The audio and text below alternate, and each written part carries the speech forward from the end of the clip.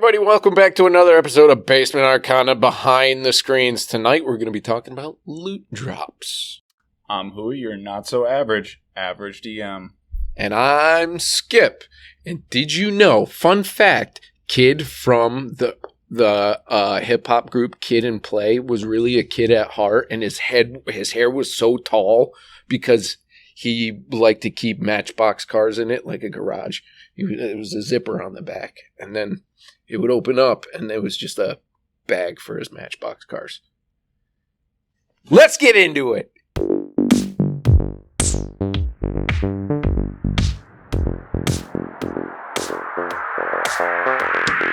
Is that real?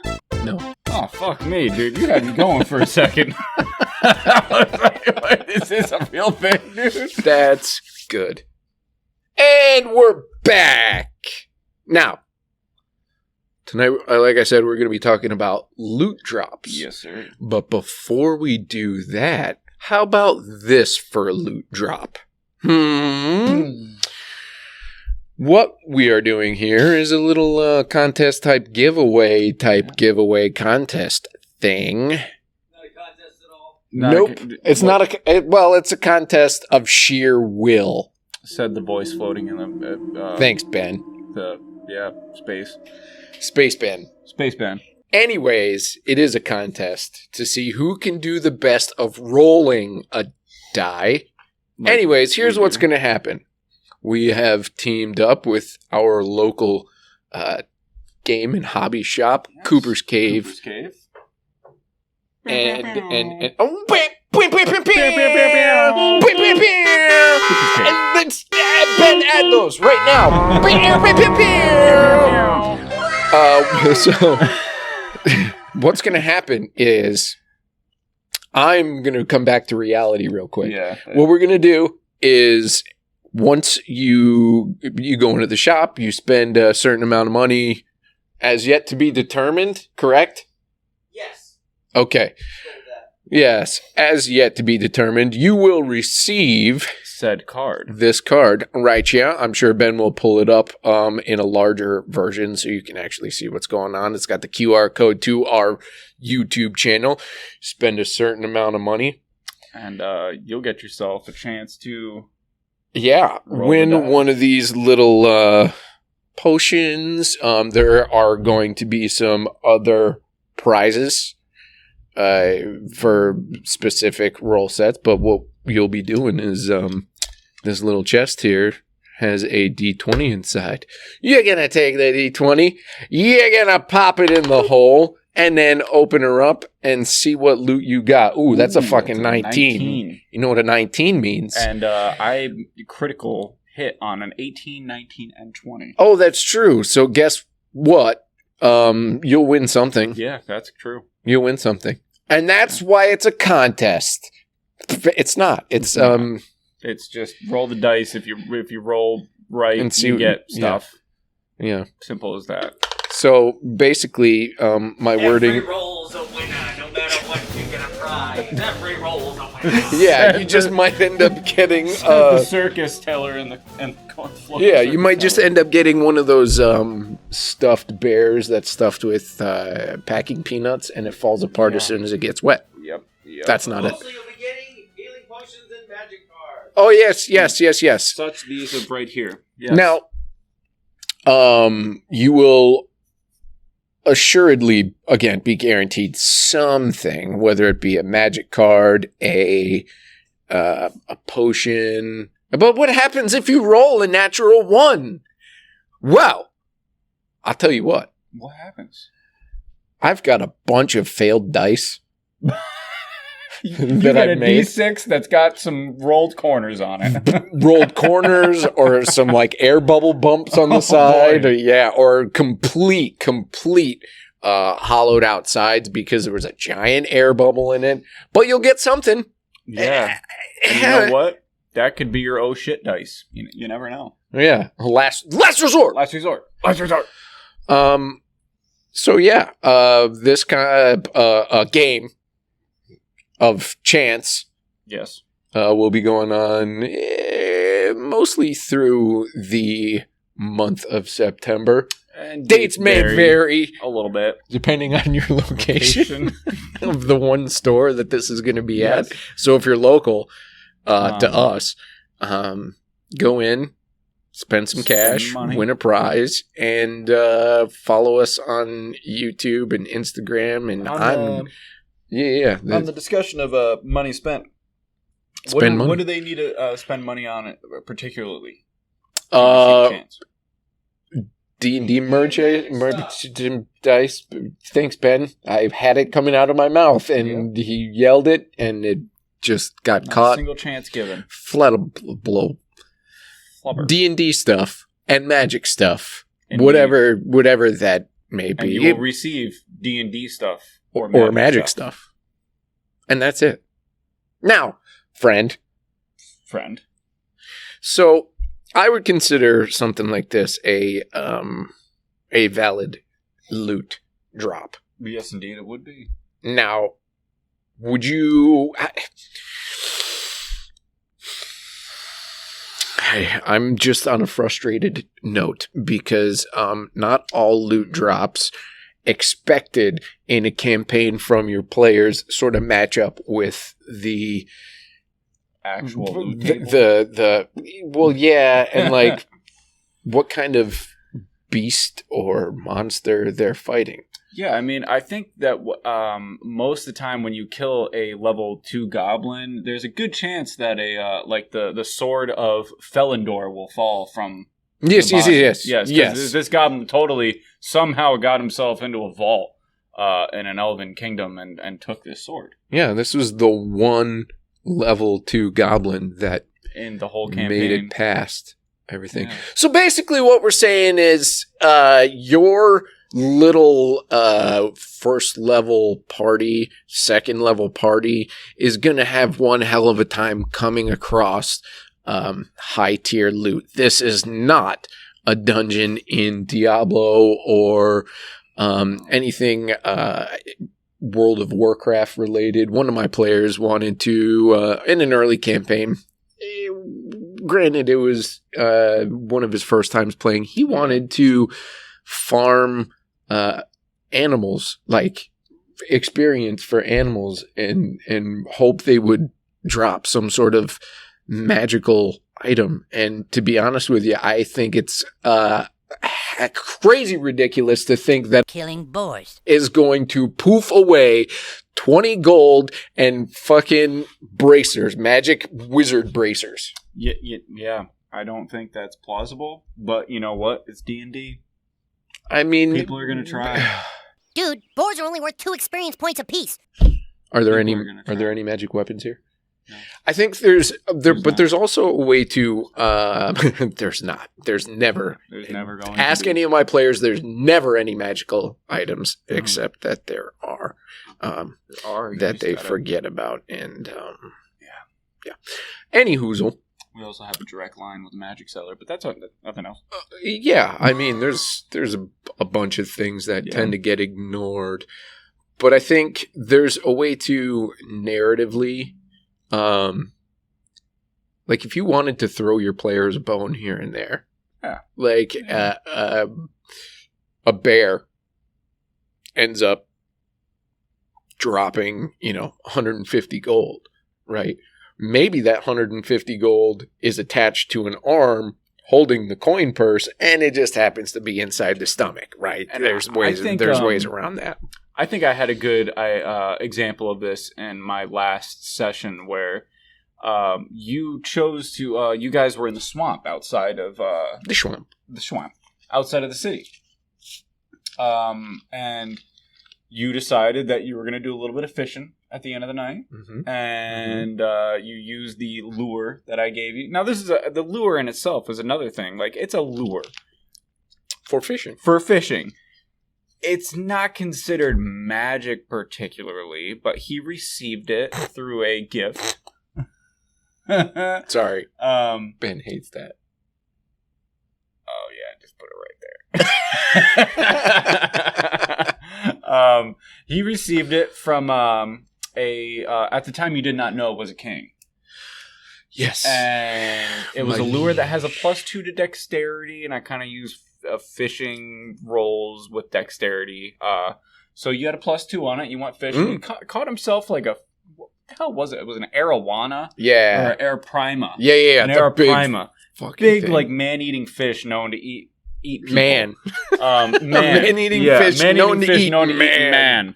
So it made sense that like, okay, you're in a swamp outside of a city. Chances are some guy was out here doing something, or somebody was walking along the side of the swamp and happened to be eaten. There was a half digested sack that when you guys opened it up contained like a few precious gems. There was like an emerald in there.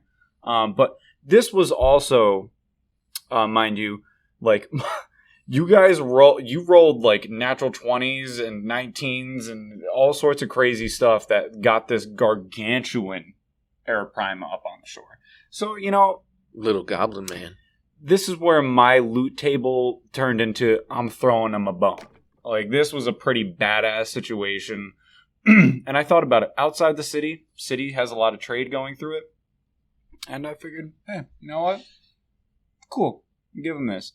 But had you guys have just, like, shot a fish with a bow right out of the swamp, you would have gotten some fish meat. How often do you think you would throw in a magic item well, I tend to try my best to start or end a session with combat.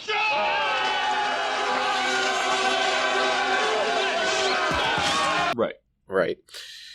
Now, as far as the dropping of magic items, how often would you suggest that someone does that? Obviously, depending on like rarity and things like that. Yeah, I think come into play, but rarity in D&D can get a little skewed with like there's legendary, there's wondrous rare, there's rare, there's common, but like a magic common, like a bag of beans. The bag of beans is not that's like trash. Is it like sensu beans? Sensu beans. So are they like life regaining beans that we're talking about here? Are we talking about a sack of beans I can plant in my garden and grow? Well, you plant them, right? And I think certain things, sometimes you'll get I think you have to roll on a table or something like that. Okay, I thought you get like a giant beanstalk. No. I thought you were literally just saying like a bag of beans. No, okay, so yeah, something like that. I almost took the bag of beans for ceiling. So a goose with a bag of beans. A common magical item. Like I said, the same with me that I'd like to start or end with a combat scenario. But if you guys are just fighting, you're fighting some undead or you're fighting some demons or whatever it might be. If they're just basic level type of demons, not named particularly, maybe, you might find some materials used for spell casting. You might find some materials that may be worth some money on either the black market or selling in town, or even things that my players might want to use in a innovative way. Making arrowheads out of bones of something that has is known to have poisonous attributes to it. Yeah, and like in that case, I'll be like, okay, this isn't considered a magical item, but I'll do something to have you roll like an extra 1d4 poison damage, something like that. But when it comes to magical items,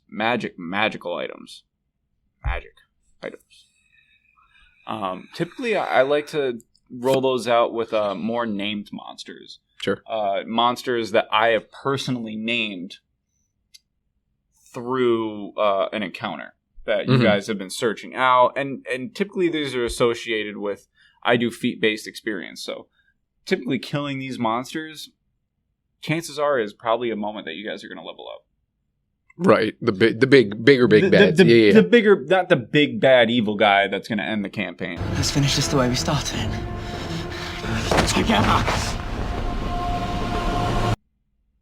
Bigger bads. Exactly. Those are the situations where there's going to be some sort of reward, a material that may drop that could be used to make a magical item, such as yes, the spine, tail spine of a white bone dragon, I believe it was. No, it was the bone devil. Bone devil. Yeah. Yes. So that's my personal situation of when I would. Yeah. I forgot that it's been so long since we've done your campaign and or my campaign. We've been on a bit of hiatus, month and a half. So what do you think as far as? Do you think there should be a tier level with, say, gold? Right? There should be a tier level, whether it's a common person or, a wealthy, well-known merchant, like a noble, and then as in rewards to a quest. Yeah, well, not so much rewards to the quest, but like how much money they would typically be carrying with them. I think that's something that they should.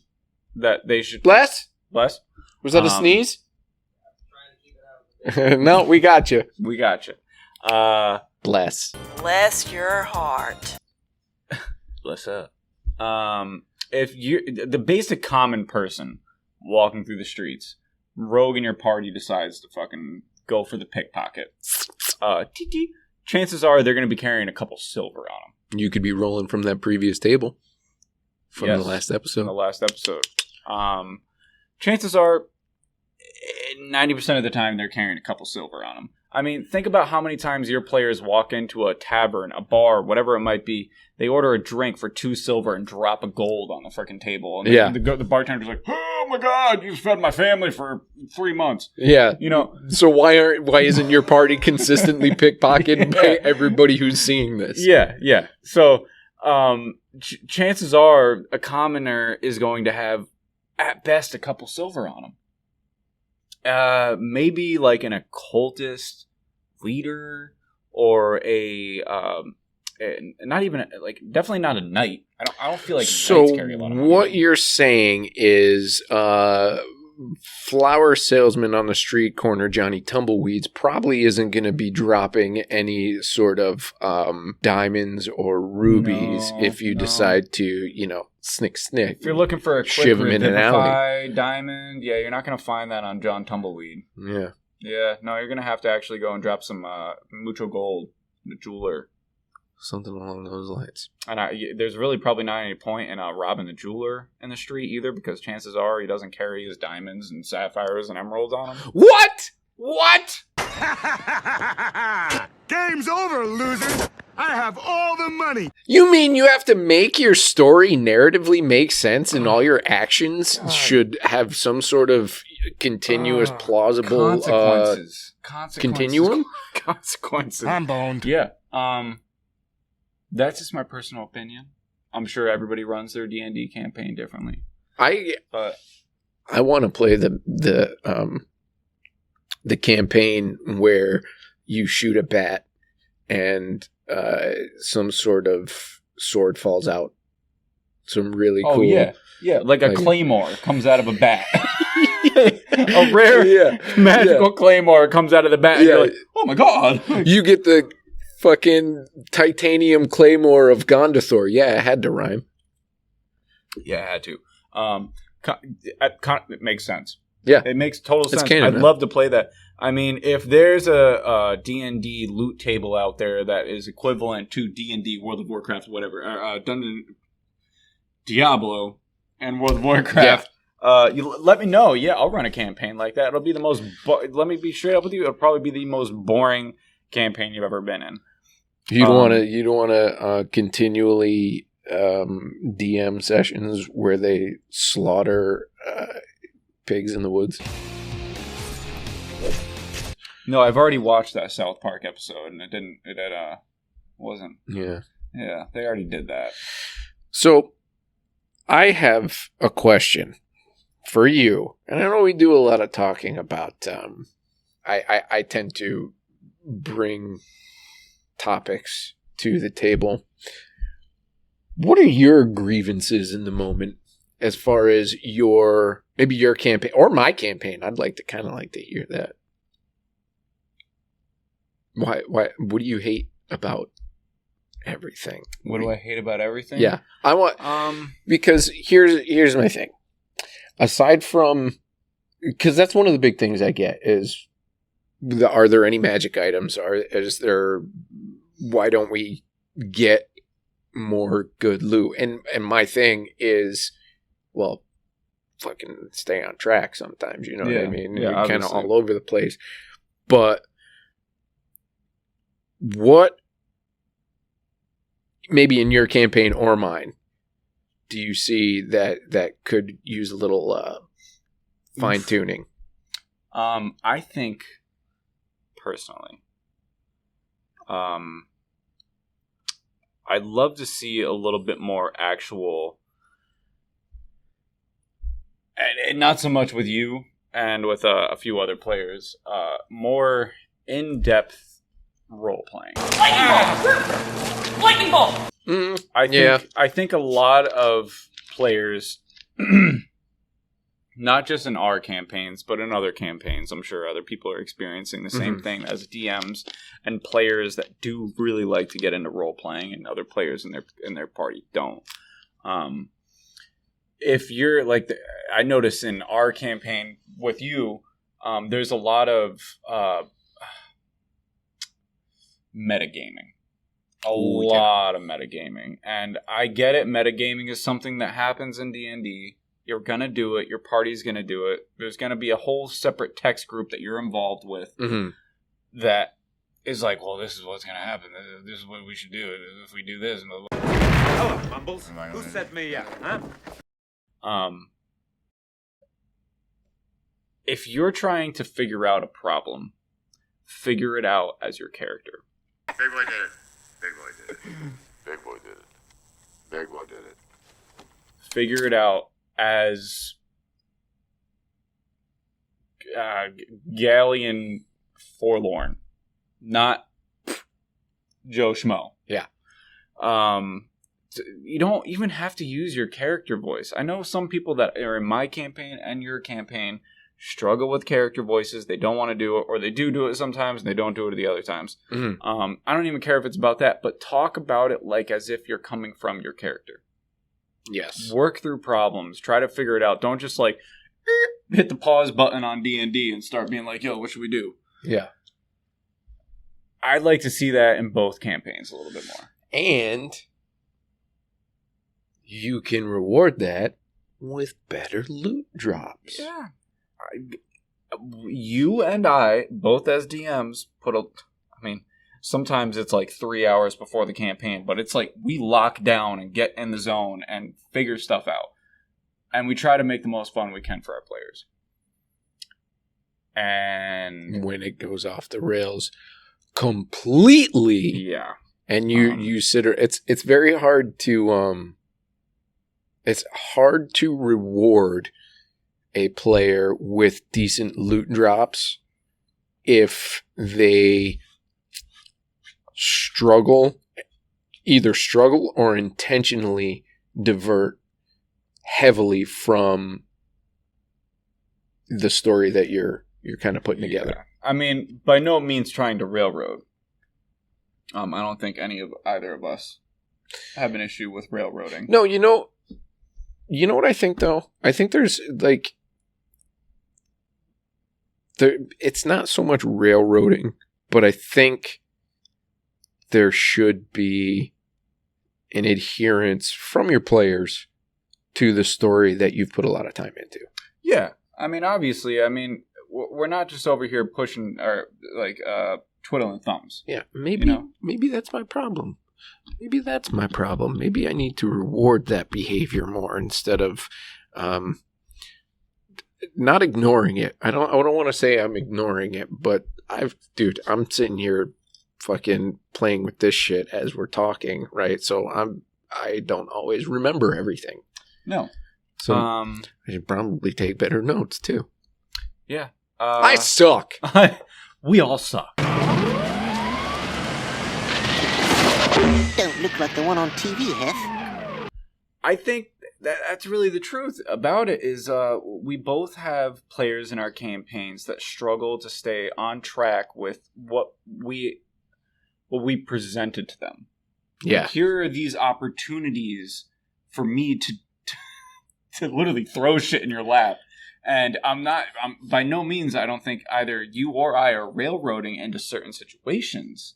Mm-hmm. But here is this multiple paths you can take to go on badass quests, to go on all these different ideas.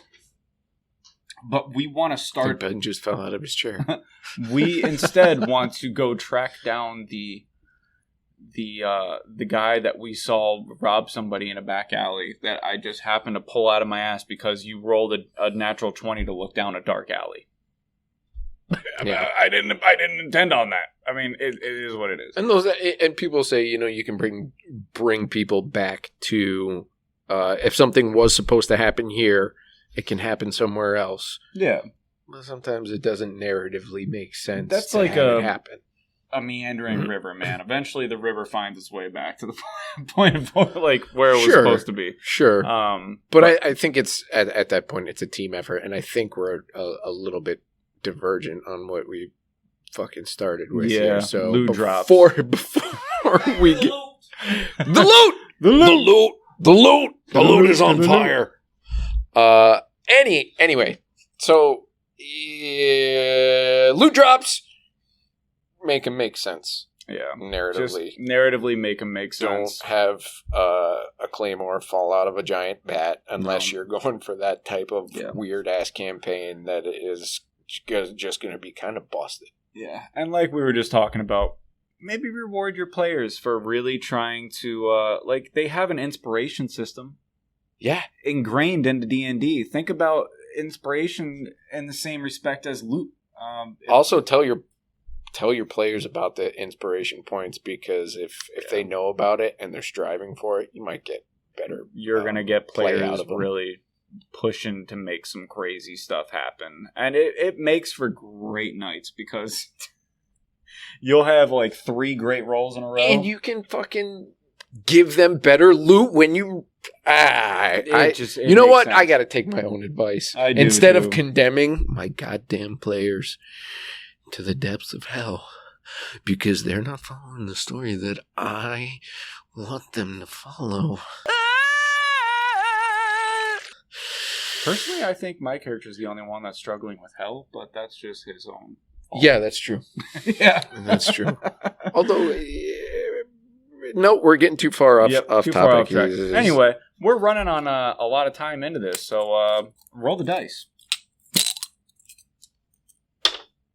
Actually, you know what's better? I'm not even going to do that. I'm just going to go. I just opened up again. Look at this potion. Drink it. Ooh. That is 2d4 plus 2. That is 9 points of healing. We are back. We are back in the game. And let's get the fuck out of here. This is about it. Yeah. So I hope you like. Great. Inspiration. Talk to him about it. Contest at Cooper's Cave. Go there. Games and paintball. It's a fucking contest. It's a contest of who rolls higher and who gets more free shit. You're not competing or rolling. You're rolling investigation. You're finding the loot. I don't know who's talking right now. So, yeah, just go loot hunting. Go treasure hunting. Go treasure and loot hunting at Cooper's Cave in Fort Edward, New York. And make a contest of it with your friends. Bring them all. Go there, spend money if you'd like to on D&D and Magic products, and then roll the dice, find out what you get. It's a great time. And then do us a favor and like us, share, subscribe, and all that stuff. Links in the bio and all that good stuff as Ben glares at me from the fucking corner. Yeah. Because I keep saying contest instead of one last thing about the promotional consideration. Yeah, one last thing.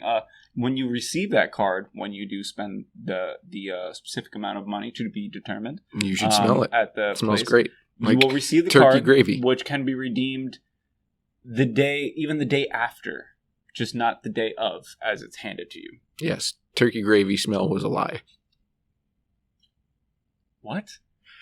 You'll hear it when we don't watch this. Okay, great. That said, I think we're fucking done I here. think we're done here. Yeah.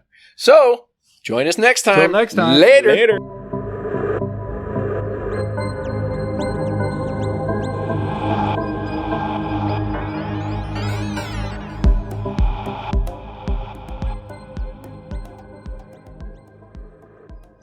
Hey, everybody. Welcome back to another episode of Basement Arcana. Behind Louis? the screens. Wait. Damn it.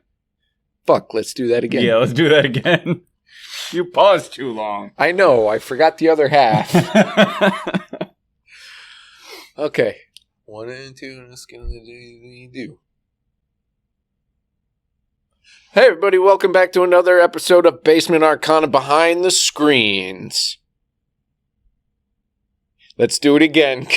Is that where I say it? Sure. We're doing the best at this.